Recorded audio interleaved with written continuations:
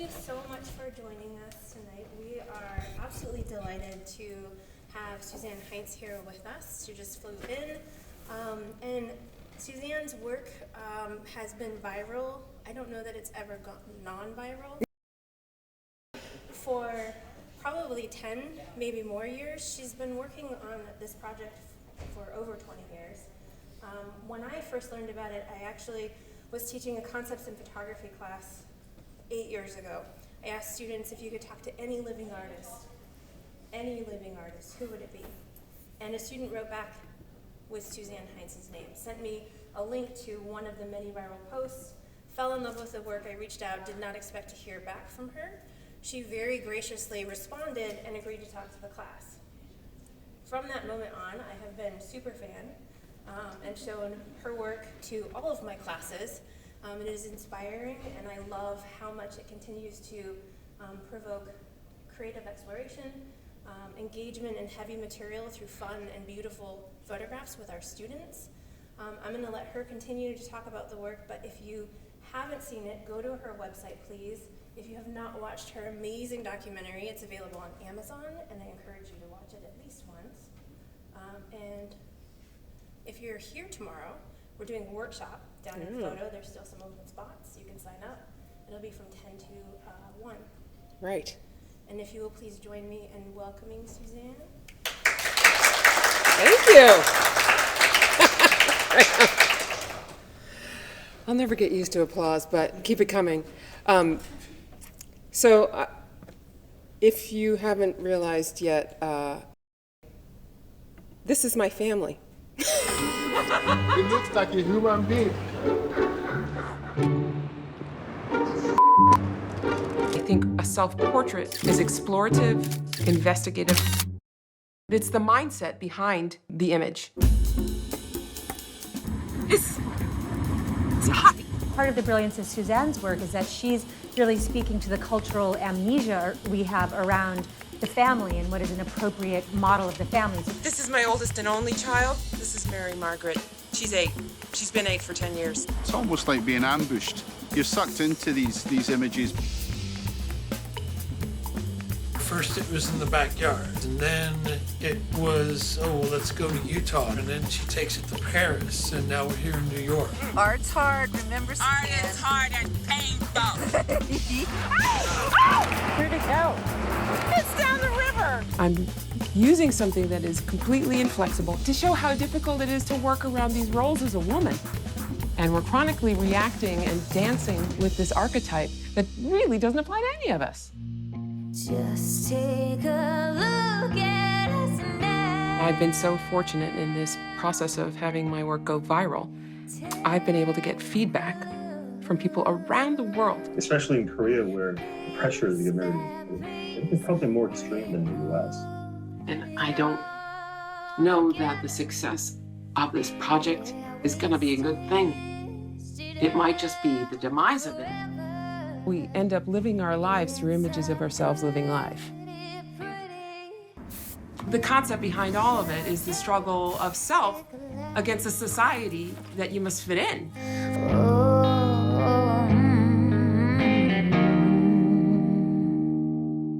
Yeah, so after 20 years of doing exclusively self-portraits, living a fake perfect life, you might assume I'm kind of a grade A delusional narcissist, but that's not quite what's at play here. I'm guessing you're wondering what is. Well, when I went back to photo school, I had a teacher who told me, you really shouldn't try to tackle a subject that you don't know anything about. And you need to speak from your own experience and be honest in order to make work of any value to yourself or anyone else. And as a person who hates fake BS, that really appealed to me. And you know, that teacher, she gave us an assignment that to this day I have never finished. And that was to portray a personal myth. A head scratcher for sure. So at the time I looked up what was the definition of myth in Webster's. It explained that it meant a widely held but false belief, or a legend or allegory, or like a story or a picture that when analyzed reveals a hidden meaning, typically a moral or political one. So I thought about it for a while, and I just couldn't figure out what my personal myth was. And it wasn't until I had an argument with my mother about how I was being too picky with my choice in boyfriends, and that I just needed to hurry up and pick someone if I wanted to settle down and have a family. And I remember hollering at her, you know, Mom, I just can't go out and buy a family. It's not something I can make happen at will. Well, later on, while out shopping, I passed by a retail liquidation outlet and saw a family of mannequins set up in a window for sale. I had a light bulb moment, like, I could just go in and buy this family.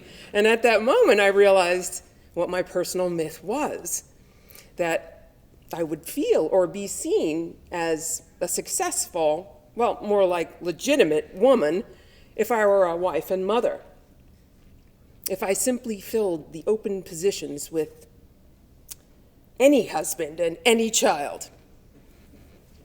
To me, that was a widely held but false belief. A myth? Yeah, my myth, for sure. So society's view of what a successful woman is, or just looks like, can certainly be considered reductive and a little restrictive. But instead of pointing fingers at the collective they and blaming them, I thought, how's that going to help? You know, no one's going to listen to me if I'm preachy about it. Wouldn't it be much more effective to focus on the one who's really at the center of the issue? The self. And so, what I called the Playing House Project and my career as a self-portrait artist began. I still use myself as a subject because it seems the best, most honest way to get people to look inward and consider how we relate to our own lives and confront the perceptions that we ourselves have of it. So by tapping into my own personal experience, I'm best able to penetrate and connect to a larger issue for everyone. And that is, without outward proof of legitimacy, we're all, male or female, subject to question. And somehow, we're just never enough.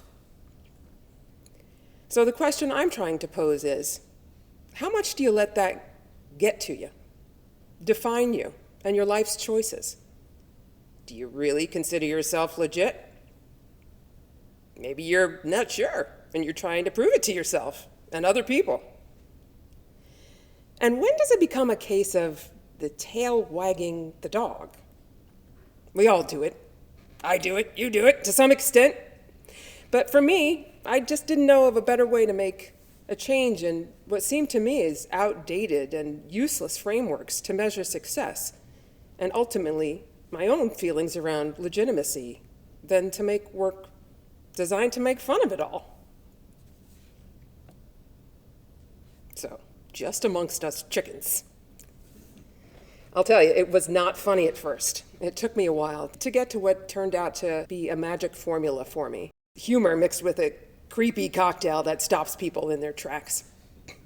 Honestly, I poked around, literally, in the dark, with gels and other accoutrements, trying different approaches to this heavy subject. I mean, I was shooting 120 film on a heavy classic Hasselblad, and everything seemed so committed. I mean, it cost a lot of money to mess around, and I couldn't see what I was getting until I developed the film. And it's not like digital is today, so I was being way too precious and very serious with it all.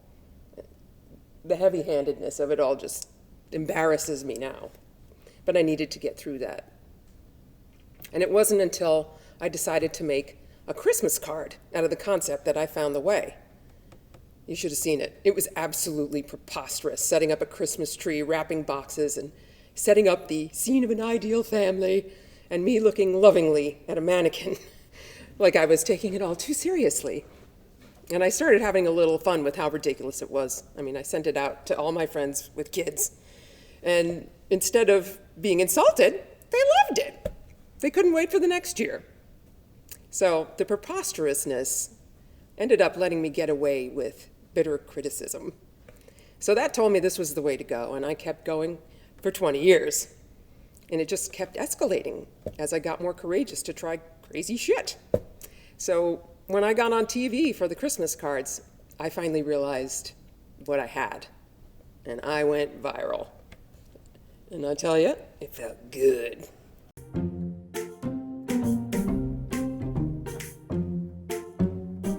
I have to get inside this mind. Suzanne, how are you this morning? Fotógrafa americana Suzanne Heintz. So let me ask you a question. Why do you go to so much trouble? Why else? I am really curious. Did you? Do they have a backstory? So how did you? Who are you? Why are you doing this? Porque Suzanne. Why? Why? Why? Why? Why? Why? Listen to your teachers when they tell you you have to learn to talk about your work. I wasn't just shooting photos, I started making videos. Why not? I was already working in TV, making commercials and promotions for them, so why not make some for myself?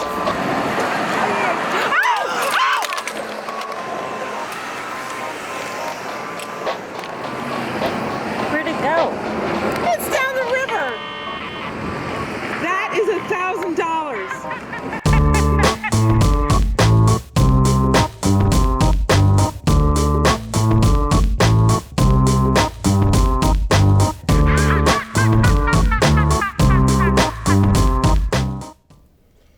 So as a photographer would, I ended up using images to tell my story. But it was very important to be able to verbalize and to take this larger than a gallery wall. Because I had already been shooting scenes of behind the scenes footage, so I thought, why don't I go further? Maybe make a film.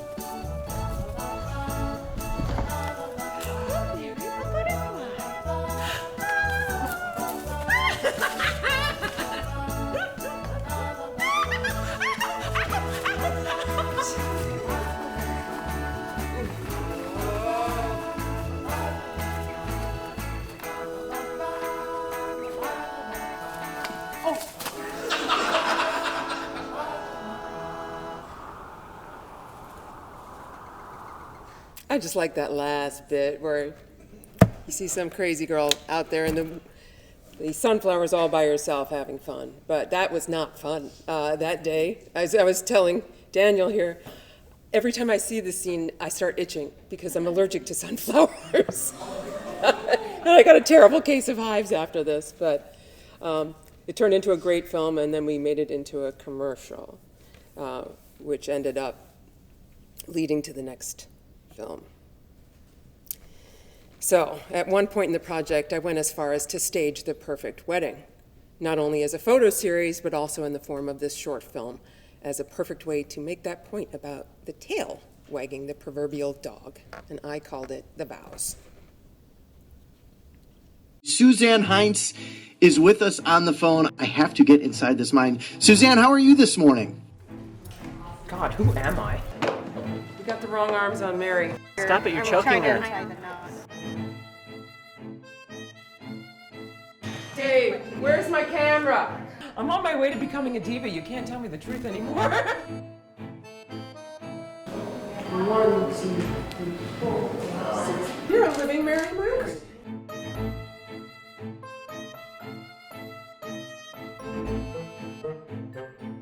It's kind of like all the pieces of my life are coming together in this one big day. I'm not making any money! Why am I doing this?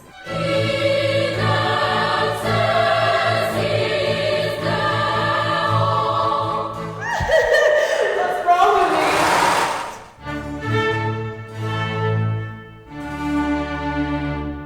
me? Yes, I actually did take waltzing lessons with a mannequin. So the photos taken during the course of that mock wedding made up one part, one, for lack of a better word, emotional color in the overall spectrum of the series. That being the performance of smiley, happy perfection.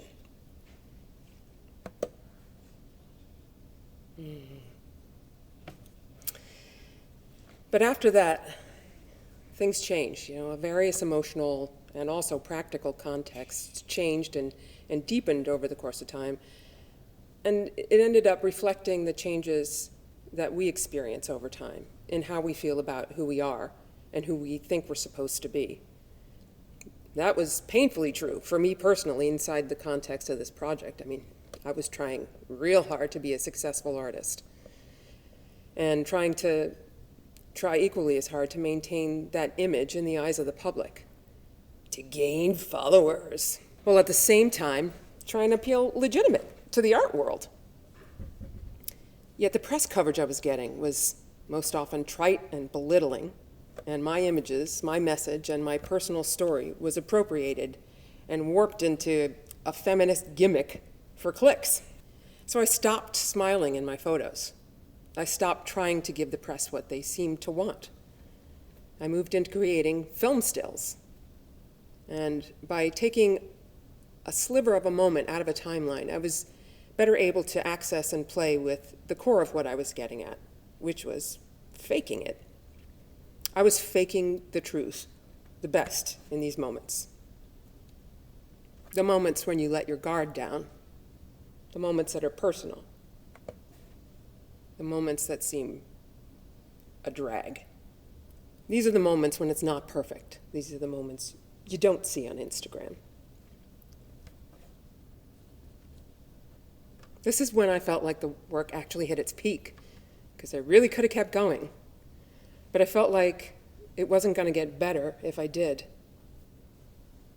It took me some time to realize it was time, and to keep going really was faking it in the worst kind of way. Moving on from the goose that laid my golden egg was a really hard thing to do. I felt like I needed to reclaim my integrity by ending on a high note. Not to beat the series to death to keep my name in the news, and also to keep my doubts at bay about whether or not I had another equal or better idea in me. And I knew once I got to this stage that I had to kill my baby, and I did it with this image. It was easy to distract myself from doubts about where I was going and anxieties about what my next project would be. I mean, after 15 years, the press coverage ended, and it looked like the documentary wasn't going to get funded, and I had to work to keep the bills at bay. After getting laid off from my cushy job in TV, which gave me the time and the income to produce my personal work, I found myself financially insecure. And I was taking what they were giving, working for a living, and at all hours for some really chaotic startups, too. I really had no time to focus on anything else, which was fine by me, because I was quite and quietly terrified that I'd never come up with anything as good as my first success. So I covered the bowl and let my dough rise. And it took 3 years. It wasn't until I took a job for a big company working alongside the C-suite executive team that I was struck with my next idea. Despite their heavy focus on bringing your authentic self to work, there I saw the two faces of the people I thought I knew. I saw the things upstairs that made me realize that projecting the image of success really was more important than actually being one. That image was the deciding factor in who stayed and who went. Then I realized that my original concept about projecting the appearance of success in your personal life is even more vivid in business and is never more apparent than on LinkedIn. And that's why I released my next project there. I called it Best Foot Forward as a result of a LinkedIn advertising prompt to impress my next hiring manager with a dazzling resume. So I basically live two lives, one as an artist and the other as a corporate creative director, and I actually have two LinkedIn profiles so as to not taint one perception with the other. In both worlds, my success is driven by that perception, what others think of me. And what others think of me not only has a direct effect on my income, it also affects my own sense of who I am, my identity, and ultimately, its worth. I'm pretty sure I'm not alone in this. Am I successful? Am I good? Is a question that plagues us all and drives our life path. Yet, oftentimes we find that we're not actually the ones behind the wheel controlling our life circumstances. It's the whim of the stock market, our boss, or advances in tech, maybe even global warming. We're all beholden to these acts of God as the ground shifts beneath us, and oftentimes our sense of identity is built upon them or devastated by them.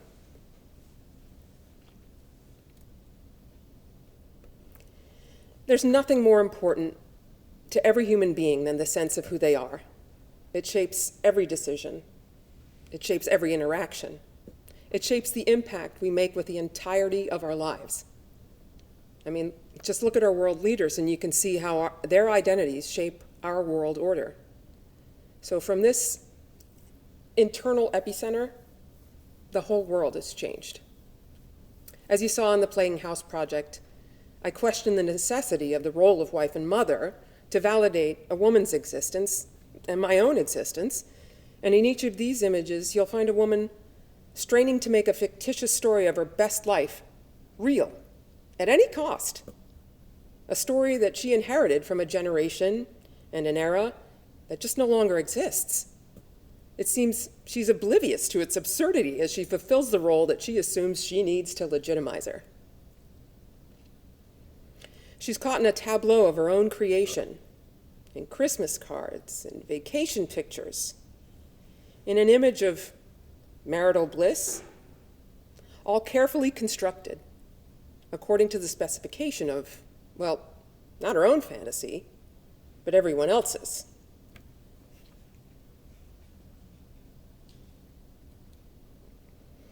In Best Foot Forward, which is also an ongoing body of work, I am not done yet. I go beyond that to question the role of the professional persona as a source of personal validation. In the business profile portraits of Best Foot Forward, you'll see my appearance change like a chameleon, taking on the identities of women from different walks of life who play different games to succeed, yet one thing remains consistent. They all share my DNA. They all could have been me under different circumstances. These varietals of my own identity represent the different ways in which we're shaped by the game we feel we need to play to be perceived as successful. All so that we get the feedback that we crave, that we're legitimate, that we're good, that we're not only secure, but thriving at the top of our game. But often, we lose ourselves in that game.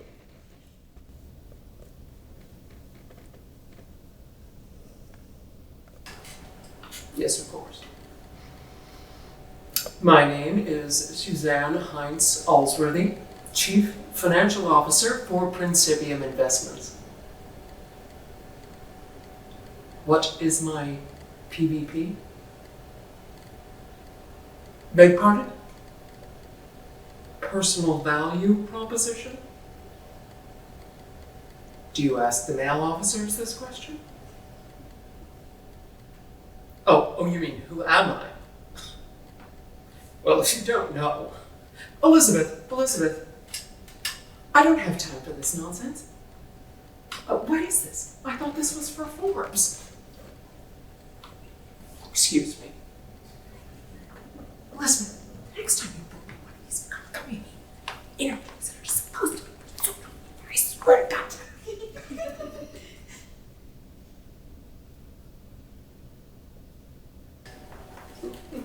Yes, hello. Well, thank you for having me. Oh, of course. My name is Suzanne Heintz Goldfarb, and I am the spa director for Harrah's Caesars Entertainment Group, Las Vegas, Nevada. The one and only. What was your question? What is my PVP? Can you be more specific? Oh. Personal value proposition. Well, I suppose it depends on who you are. Honey, this is Vegas, so I suppose I'd say that My PvP is that your secret is safe with me. Oh, goodness. It's going to be a long night, isn't it?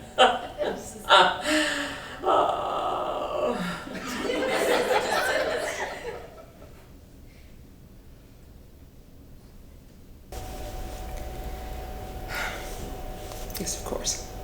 My name is Suzanne Heintz Albrecht, Chief Marketing Officer for Retrograde Interactive in San Francisco. What would you like to know? My PVP. Personal value proposition. Understood, understood. Well, that is a complex question. I enjoy complex questions. Well, let's start with what I call profound leadership. I like to think of myself as a guiding light. I bring lucidity not only to the tech marketplace, but to the creative teams I lead. I lead with my own special cocktail of bravado and authenticity, and I must say, it is deeply rewarding to watch my teams shine like hothouse flowers under my light of personal vulnerability. So thank you. Thank you for asking such a deeply perplexing question. I'm humbled and honored. So now if you'll excuse me, I am late for my Zoom meeting. Namaste. Namaste. Carry that with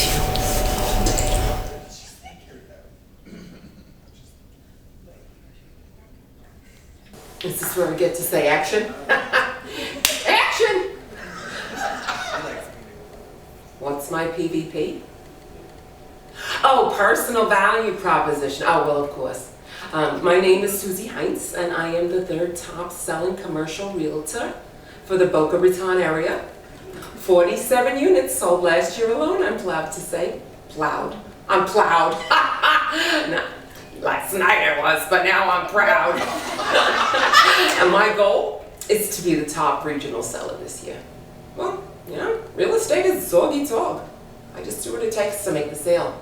Anything, if you know what I mean. Every time I make a sale, I post it on LinkedIn.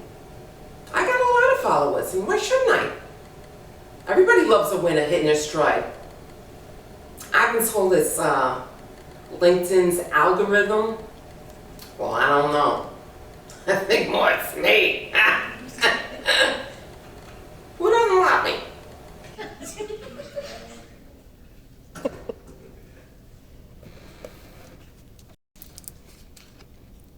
Introduce myself? Oh, absolutely. My name is Suzanne Heintz Jimenez, leisure activity agent for Intercontinental Miami downtown, overlooking sparkling Biscayne Bay. We are a shining star among downtown Miami hotels. Have you been? Oh, well, sure. I'm happy to answer any of your questions. What is my PVP? Oh, you mean personal value statement? Oh, yes, absolutely, of course. Well, I am an outgoing, charming, confident, and respectful 30-year veteran of the travel and leisure industry who brings those rare qualities to today's competitive travel landscape. Yeah, well, I promote a fun and relaxing atmosphere for guests, and my problem-solving skills turn issues into opportunities. So every guest leaves with great memories and leaves great reviews online too. And let's face it, it doesn't hurt to be married to a Cuban man, which affords me the added benefit of fluency in the local language. Well, I believe it's my communication skills that are my special PvP. It's a God-given gift, frankly. I feel lucky. Blessed, really. Is that it? Oh, okay. No more questions? Okay. Well, thank you. Thank you. I'll see you by the pool. Which one was your favorite? Huh? The Jersey one. The Jersey one. Interesting. So has anybody heard of a physician and an author and a speaker named Gabor Mate? He wrote a book called The Myth of Normal. And he presents a similar question to what I am. He says, what is the gap between my external persona and my internal experience of myself? This is a society that fundamentally demands of people that they be other than who they are, because the demand and the expectation is that we fit in into structures and workplaces and educational institutions, families and social settings, where if we're ourselves, we risk being rejected. The way our society works is that it rewards us for our self-betrayal, and that reward becomes addictive. Our value is based on praise. Our culture rewards it.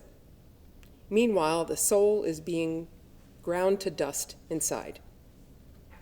People begin to believe that they are only worth as much as they can do, or acquire, or possess, or can manifest.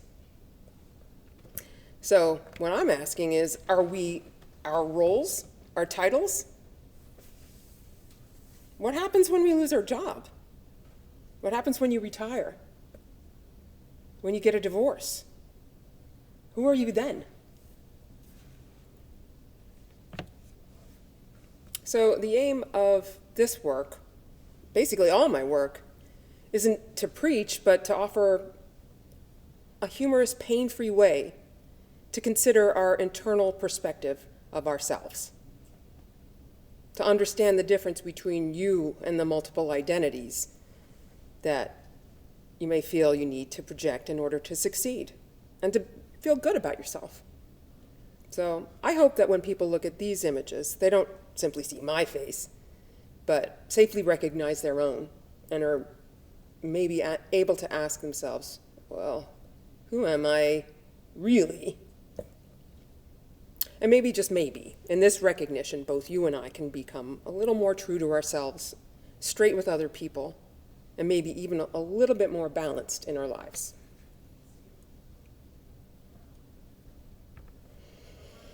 So, you're enrolled in this photography program. What's the end game? Why? We all know AI is coming. We all know it's far from easy to make it in life as a photographer. And I had to ask this question myself. Is it going to be worth it? You sure you want to stick this out?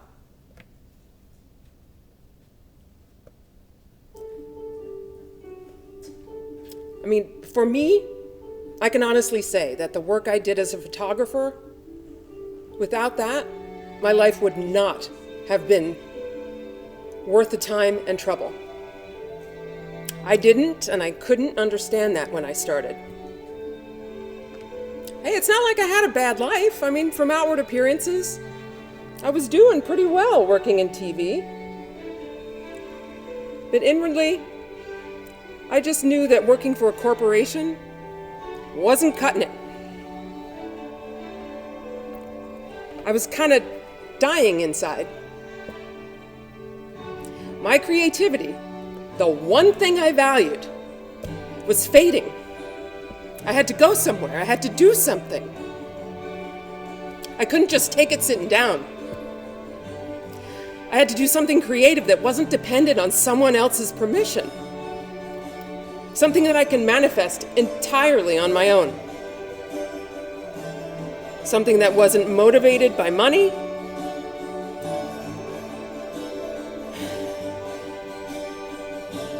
But the truth.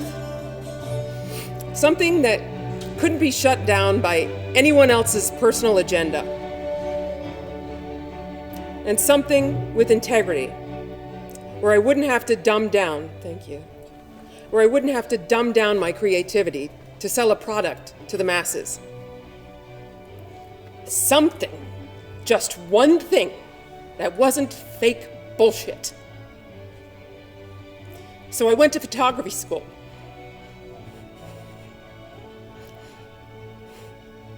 And I never imagined that years later, I'd be standing here talking to you guys. I still cannot believe that something that came from my mind, my hands,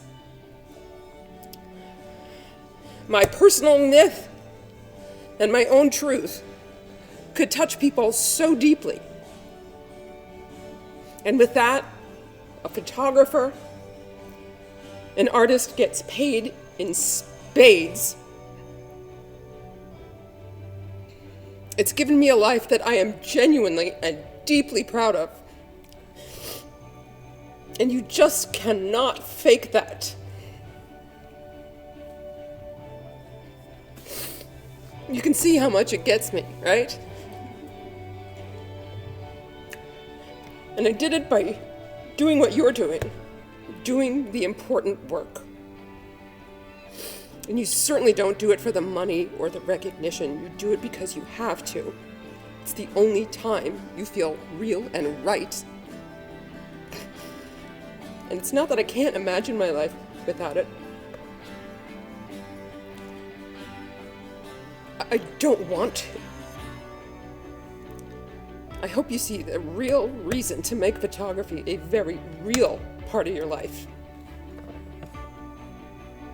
So thank you for this opportunity to speak with you today, and I hope I rubbed off a little encouragement on the path that you're choosing. Way to go. So if anybody has any questions, and a Kleenex, I would greatly appreciate it. Honest to God, I hope that you feel this strongly about what you choose to do. Because taking the straight and narrow path would not have worked to do this with a business career. Now it is a business. I never imagined I was just doing it because I loved it. So, what else? I'm a weirdo who plays with mannequins. You don't have any questions? Do you have a favorite wig that you wear? And do you name Oh, yes. Do I, what was the second? Do you name them, the wigs? Oh, well, I hired a stylist, or she did. She named them. So the long one was named LaQuisha, and the uptight white one was named Elizabeth. But I was like, no, they all have to be me. I'm not like inhabiting somebody else's personality. This is all aspects of me. She's like, yeah, sure, LaQuisha.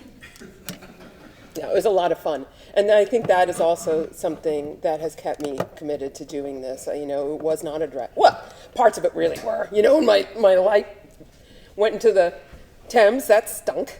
But then it was really hard work, really. I mean, those mannequins are not easy to carry around.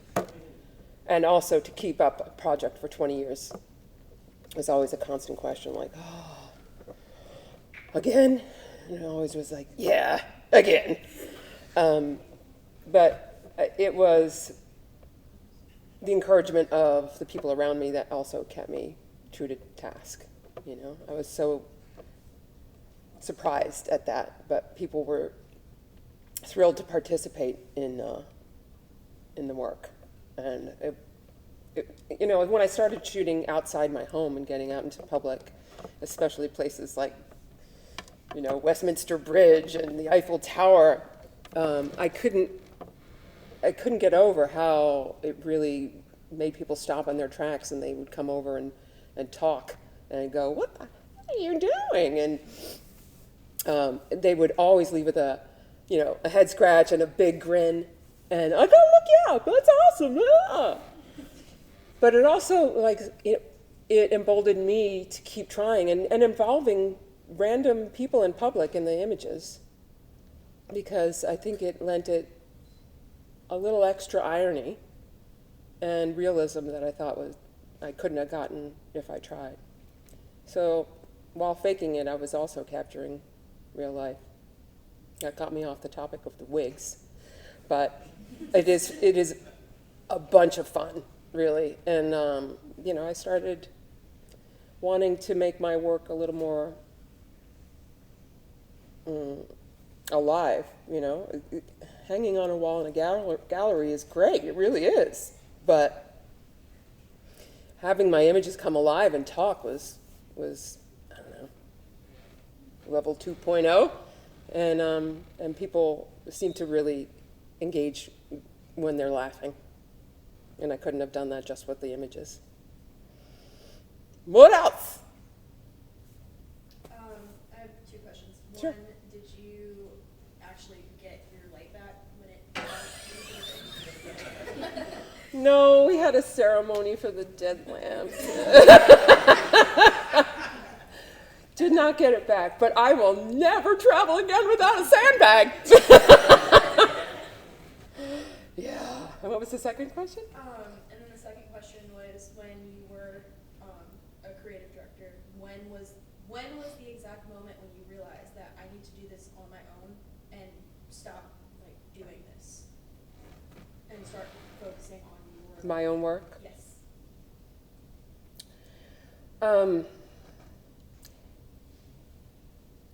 It came basically when people who had good ideas in my group, I was not a creative director then, I was an art director, were basically told, yeah, we're not doing that. We're not doing that. Sorry, just give me a sure bet, we're not doing that.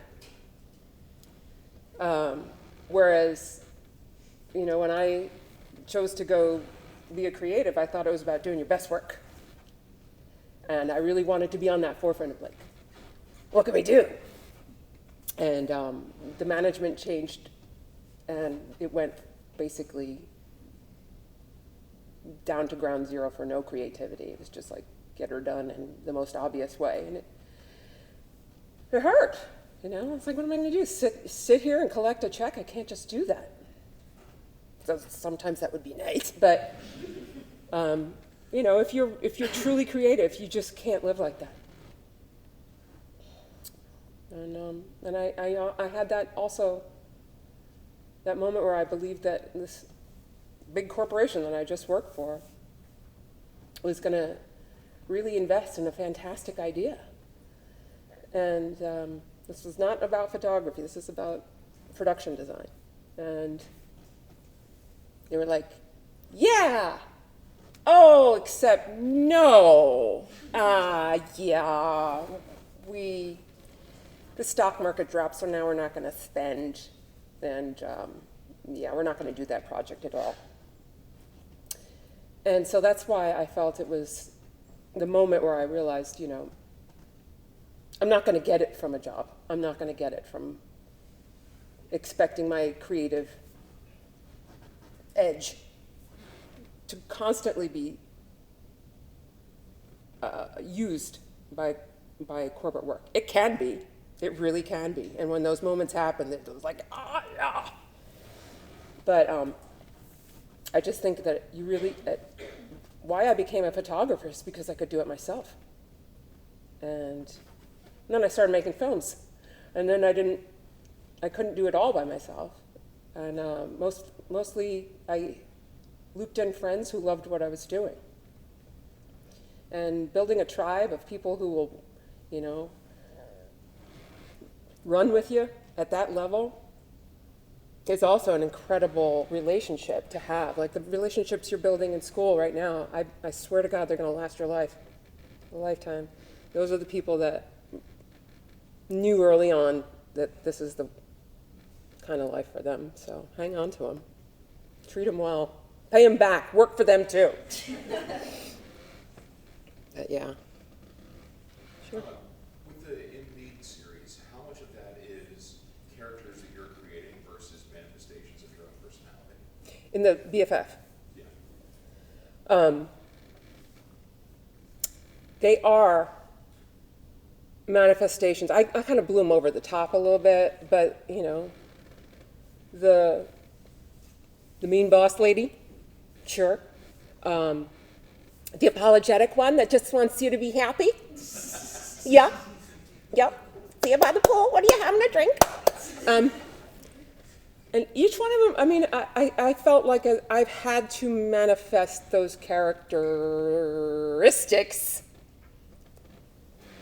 And while I didn't behave like that, that's what it was doing. And that's why I realized that, the chameleon nature of success is really required. It's very rare that you get to be just one person. You have to be this for some people, and this for this opportunity, and appear this way for another. But, you know, where's you? Where's the middle? And, you know, I've been through so many rounds of layoffs, and I've seen so many people retire and just don't know where they are, you know? They just lose the center of, I thought I was this, well, I'm not anymore. Now what? And I just think you really need to keep tabs on where that epicenter is and realize when you're not really being true to yourself. But I thought it was very important that I not hire other people or just do stereotypes, because that's not what I'm talking about. It's having to take on different characteristics in order to succeed, which then become a habit. And then you don't know what's the real you anymore. Oh, no. Okay, what's up?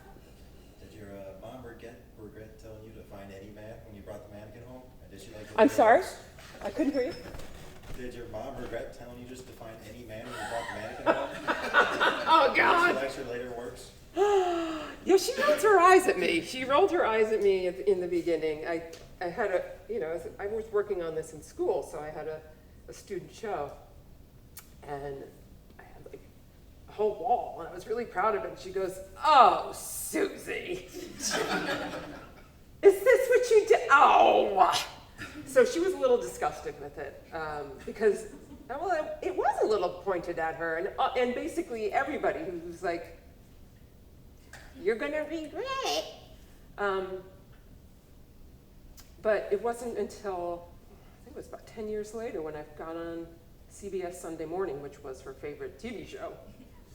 And they called her to come comment on it, and she was gonna be on TV too. And she's like, "Oh, I guess it's okay what you're doing."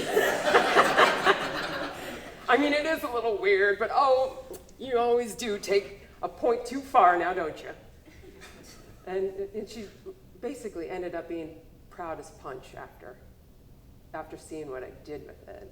But she did have her issues with me initially. Yeah, I think that's whenever you're really doing something remarkable, it will get a rise out of people. And I think that's a good measure. If people just go, yeah, you're probably not doing anything that unique. Yeah. What was your instructor's response to the work when you submitted the assignment? Oh, he loved it. Yeah. He loved it. I think everyone else in the class took a very, let's just say, a beautiful way of, it was like a visually eloquent commitment to the idea. And then, I come in and like, and I think that's part of a good teaching assignment is not understanding just how different minds are gonna take to it and what they'll end up creating. I think it's an awesome assignment, isn't it? Like, personal myth? Think about it. I might just assign it in my workshop, which I hope you'll come to. Actually have another. How did the work initially make its way out to a broader audience to go viral, like beyond the classroom? Well, initially it was the Christmas cards, okay, right? And that was the big hook, yeah. Because the CBS Sunday Morning show came from, they needed a Christmas story. And little did I know that since I worked in television, one of the line producers had relationships all over the world with different TV stations, and she fed the story to someone who was a producer, who then fed it to someone else who was a producer at CBS. And that's how it got out large. But I'd been doing it for years, and when she told me they were coming to do a story, I'm like, oh, come on, they are not. They're gonna just eliminate it. And it turned out it beat out 12 other story ideas. So, Rightfully said. you know, you don't know your own crazy, right? You just kind of take it in stride. But I think that was a bit of a magic formula, was just this double take. Like, it looks normal, and then, oh, wait, no, it's not. And it's just weird enough to, and the humor was key. If I had taken that original approach, but, you know, you got to find your sweet spot. And I had a hard time thinking that art could be funny. I mean, and I still have a hard time in the art world. But I think without it, this would have fallen flat. But I encourage you to just trust your gut. When you know something is good, you're like, you can't stop working on it. You know, you just know. You follow that gut feeling, even though might not be legit, ironically. But you've got enough legitimate people. How about some illegitimate people taking over? Yeah, have fun. Anything else? Yeah, hi. You mentioned when your work started going viral that there was some difficulty with talking about it. Oh, yeah. Something that was, I don't know, probably many things, but was there anything in particular that frustrated you that people might have misconstrued initially? Yeah. Crazy lady lives with mannequins. Well, yeah. See page 2. I was called crazy more than I was called brilliant, let's just say. That there was just a couple of things where I was like, okay, maybe the press isn't all bad, but for the most part, I was not ready to defend it. As I was saying, artists generally take to images, and I know I chose to be a photographer because I didn't really, not only did I want to do it all by myself, but I didn't really know how to express and have an impact from my message. I didn't, I felt like, what am I going to do? Go down to the Capitol and hold a sign? Or preach to everybody I know? And I just thought that the visual nature of it was the communication. And why did I have to talk it through? Well, the reason you do is because someone else will put their own spin on it. And generally, when the press is doing it, there's something behind it that's a win for them. And I was very surprised that, even as I was telling Daniel on the way over, even the filmmakers had their own spin on what was my story and the way it should be told and what should be included and what should not, how I should speak, what should be permitted. And then I just realized,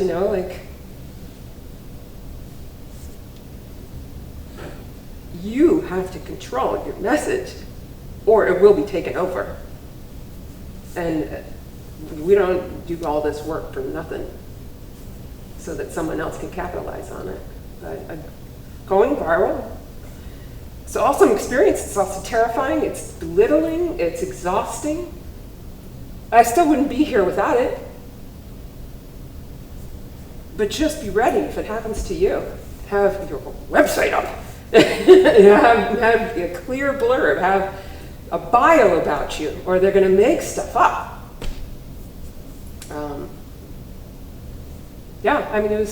I couldn't believe the press could just do what they wanted, and there was no accountability. There really isn't. It's not like I had a big voice in the world and would say, not really, that's not what I meant. But I think, my inclination really is to just expect people to interpret the work, to get from it what they want to get from it. But yeah, that's fine in an art gallery, but anywhere else, no. Not if you really want to own your work in terms of how it's part of your identity. And when it starts getting misinterpreted and dumbed down and given attributes that it just doesn't have, it really feels messed up. And it's hard to get back once that, what do they say, cow is out of the barn. And that's why I started getting my act together and making my own film shorts. And it is the best idea to be prepared with why you did what you did, what you intend, where you're coming from, because otherwise it's somebody else's baby.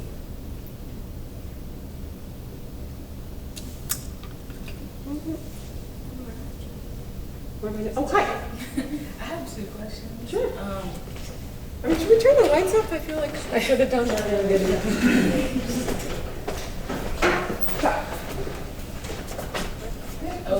Oh, you. Sorry. Was the makeup and clothes you wore with your fake family you, or was it what you thought you should look like with them? Interesting that you asked me that. So, I remember initially thinking, okay, so what should this look like? How can I get across more by setting up a scene with elements that had, let's just say, a spin to them? And initially I was like, I'll just go to like a vintage shop and I'll see what appeals to me. And I thought about, well, should it be a little more contemporary? Should it be, I really think it should look like Ozzie and Harriet, because that's where we get our idea of what a perfect family, a stereotypical American perfect family, which doesn't exist. It didn't even exist then, but it's a gimmick. So I thought dressing like basically my mom, wearing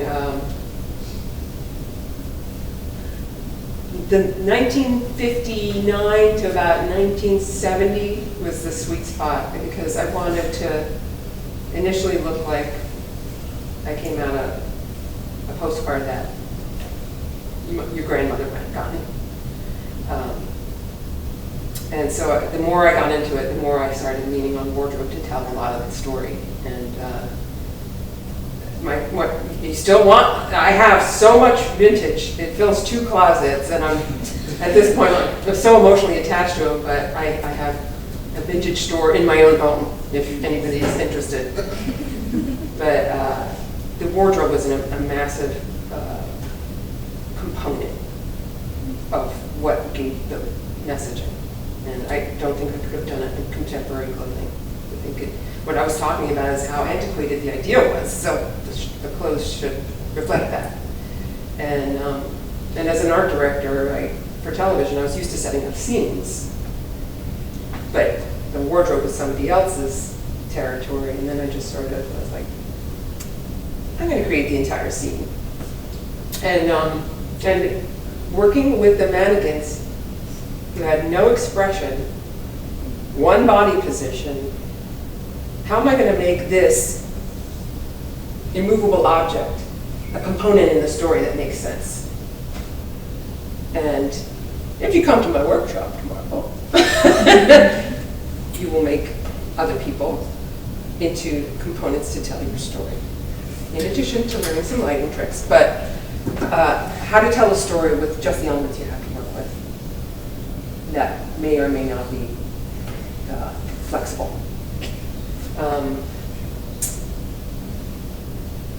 Yeah, I think that's the gist of the wardrobe. But everything in the scene had some sort of meaning. Otherwise, I wouldn't put it in. Anything else? You want some vintage? How much did you spend on the whole project? I never did that to myself, but I know. I know. I mean, each mannequin that I had duplicated cost $1,000. The trips, that's, my corporate salary was basically going there. And then, I invested in some equipment, but this is my thing. I didn't mind spending on it. If I had money, that's where I wanted it to go. But It was not cheap, but I certainly started cheap, really cheap. I would say I invested $500. And I rented the first Chauncey, and then I bought him. It's just, there's ways to get things done, so I wouldn't look at the money that I spend as the determining factor in like what you can achieve. You can achieve a lot, especially with lighting tricks. So it's just, there's my passion. And look, I'm still doing it. I'm dressing up in business clothes. You want some of those too? But it's, to me, it's my own theater. And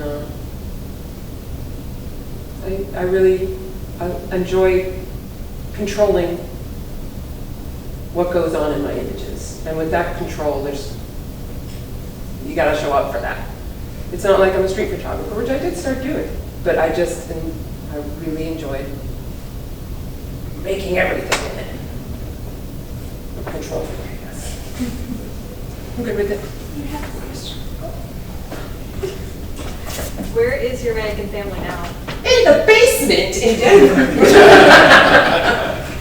Yeah, so I'm in New York, but I still own a home in Denver, and I have all that stuff there. And it kind of, it feels terrible to box them up and let them gather dust, but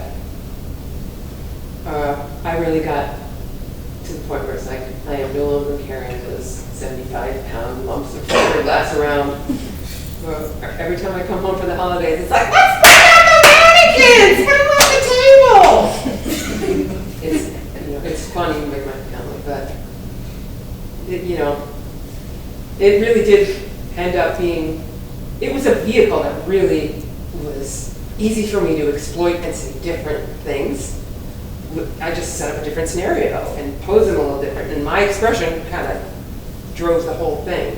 So it was really pregnant with a lot of potential, and I felt like I told a lot of different chapters in a big book. And it's still, I mean, I feel a little strange working without them now, right? Like, just portraits? Really? But that's part of what I want to break, is this dependence on this one tool that I use. If I'm not growing and I'm just reproducing, about that. Also, what part in New York do you work in or live in? I live on the Upper West Side, and I work out of my apartment. But when I first got there, I was working for Peloton, and that was in Hudson Yards area. Not exactly the most soulful part of town. When you were, I saw like a few images where like you were in like stores and stuff. How did you end up like getting to like photograph in those stores, like with the mannequins and stuff, and setting up your light? Like, did you have to go like talk to a manager to do it? Like, how did you arrange it? Very rarely did I show up unannounced. The one that I think you might be remembering is the one that was the grocery store. Yeah, that was totally planned. That's actually in my neighborhood. And it wasn't that hard, I just told them, hey, I'm going to be on TV. You want me to shoot in here? Because I love your floors with the black and white tile. And they're like, sure, we love it. I mean, people really do love a wild ride, and you get away with anything, well, to a certain degree. If you just ask them, clue them in, and loop them in as part of your project, I think.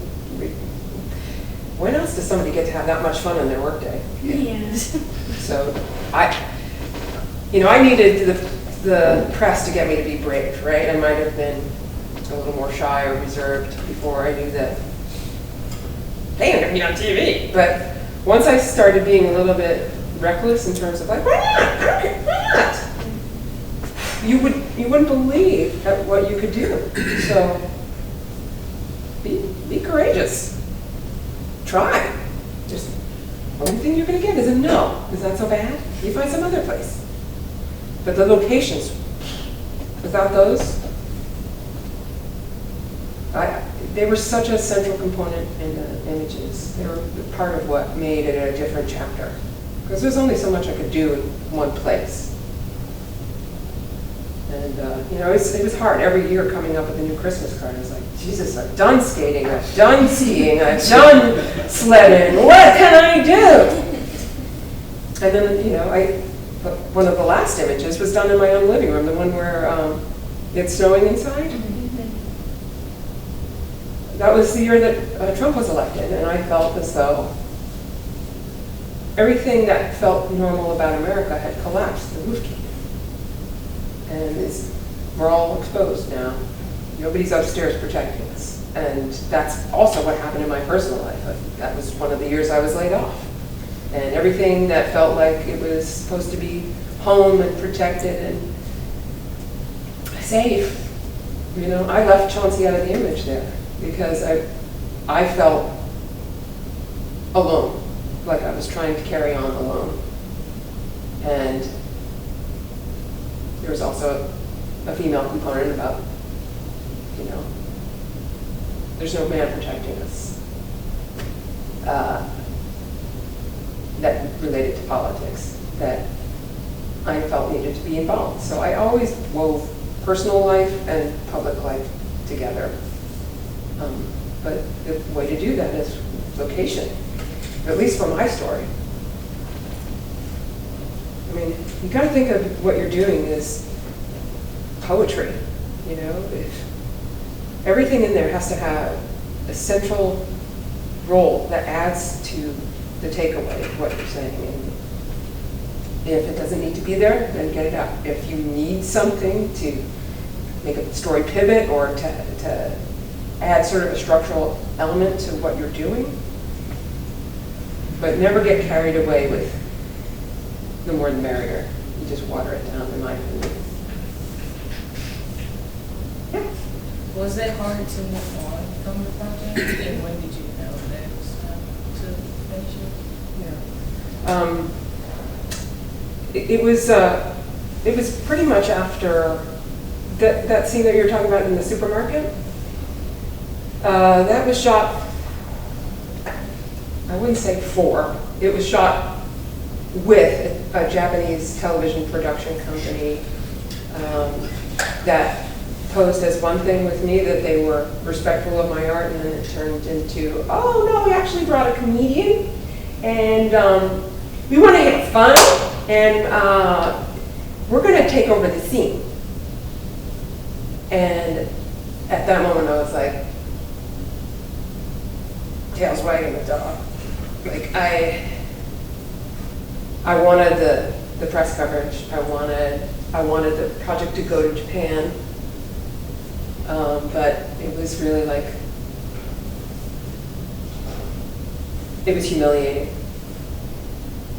And you know, where can I go from here? I feel like I've told every chapter of this book, and I need to put a bullet in its head to keep its integrity. So it was basically because it was successful. Ironically, it was too successful. And you know, it really was the goose that laid the golden egg. It is, you know. Now I just had a couple of shows in Europe, and people are like, "But we like the mannequins. Where's the mannequins?" It's hard, but I'm in here too. This is, you know, my growth that I care about, and if I keep doing what I know I can do, how is that progress? And it really is seductive when you get a lot of attention, especially after not having it. You know, I was working a long time, and nobody ever said that much other than, oh, you know, love your Christmas card, oh, that's nice. But, you know, get on TV and you're just like, oh my God, where can this go? You gotta keep some level of what you won't do in mind when you become successful. And it doesn't necessarily have to be just in terms of photography. Just where's your line? Anything else? Yeah. You talked about how your work responds to the generation before. How do you see the next generation responding to us? Yeah. It's very encouraging. I think it wasn't a hard sell. You know, I think this generation is so much more comfortable with saying, I'm not buying that. So I think it's going to get better, but I think in terms of gender expectations are a part of this, but life expectations are the real meat of this. And I don't think anyone gets over having high expectations in life and either meeting them or not meeting them. Just the picture being different than you had anticipated, and that you're not really in control of what you think you're in control of. And I don't think that will ever go away. It's just kind of what being human is. But gender expectations were initially my first conflict with myself in terms of, am I doing life right? Am I being a good woman? Am I being a woman? I don't know. I'm just, when my friends and family started TikToking me, I was like, oh, so this precedes me. It's not about me. And I think, you know, men get similar questions about their path in life. And I really had hoped that that would be more apparent. This was just the tactic I took to talk about life expectations, as well as gender expectations, and not meeting them. And how do you resolve the space between your external self and your internal self? And I'm still working on that. I don't know that you do get over it. Just wait until you see her lives start changing, and like, wait, I thought I was on this path. Oh, wait, no, I'm on this path. Oh, wait, I'm not on any path. And so it's a negotiation that you do in order to step forward. And I think that's part of what I'm doing as an artist. I thought it was going to be one thing. Turned into something else. All right. See you by the pool.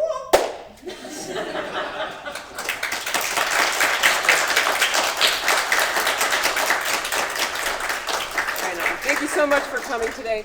If you need any information about where to find more, I can shoot this out to your group or just jot it down. I also have a bunch of handles. It's basically just search my name on any platform and you'll find me. And there's also a book if you'd like to see that.